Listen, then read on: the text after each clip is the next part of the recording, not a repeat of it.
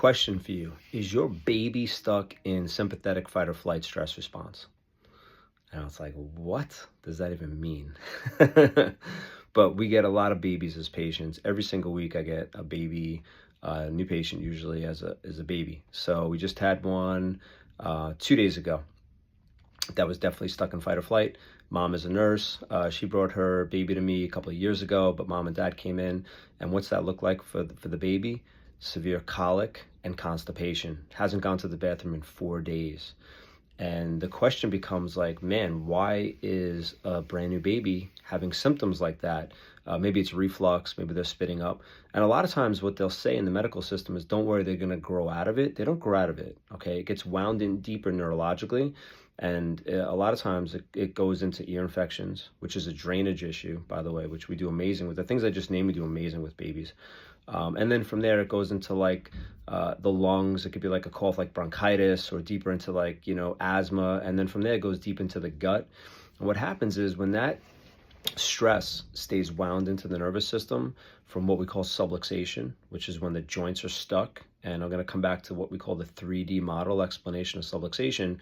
A lot of times these kids go into junior high and high school and they end up with like social anxiety. So we have a lot of kids that have come in over the years that do amazing because they just don't want to sit in class. They don't want to be around people, especially over the last 4 years. Mental health issues have just skyrocketed. It's super sad. But the 3D model of subluxation, the first D is dyskinesia. It means that the joints are stuck. Okay, well, how could that happen? Well, in utero, depending on the pregnancy, and if mom's under stress, if mom's stuck in fight or flight, can cause what's called uterine torsion. That it makes it really tight, so baby doesn't want to go head down, so they'll stay breech. The second D, which is disafferentation, means that stress signals, negative nociceptive stress signals, are sent up to the brain through what we call the spinal thalamic tracts. It causes a release in stress hormones, and it puts baby into the third D, which is dysautonomia, which is sympathetic fight or flight. Okay, so what can cause that? In utero, the birth process, according to Dr. Taubin, he's a Harvard-trained medical doctor. He did research. Dr. Gutman did research. So Taubin showed 93%. I think Gutman was like 80% during the birth process, that the first bone right here, the atlas, which is the name of our second little guy. His name is Atlas. But the atlas gets shifted out of alignment. It gets stuck.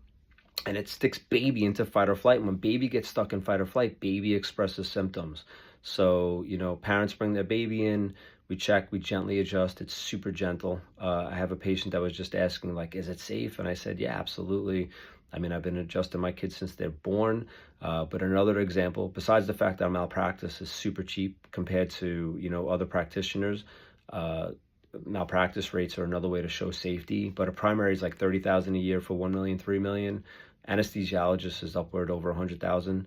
We're 2,500. That's how safe this is per year. It's like safer than taking an aspirin. But the other common sense example I use is over 20 years ago, probably like 22 years ago, I had a little preemie as a baby, as a new patient, and she was already coming for a little bit at that time. But I never forget, a patient walked by and was like, is that safe? And her father was like twice my size. And I said, look at the size of this guy. Of course it's safe. You think I'm going to do something to harm this monster's like a little baby? So it was just like a common sense way to explain it too, as far as like safety. But yes, it's very safe. It's gentle. So, just asking yourself, hey, is my baby, is my kid stuck in fight or flight? Might be something to think about, because if they're stuck in sympathetic fight or flight, remember that shuts down resting, healing, and digestion.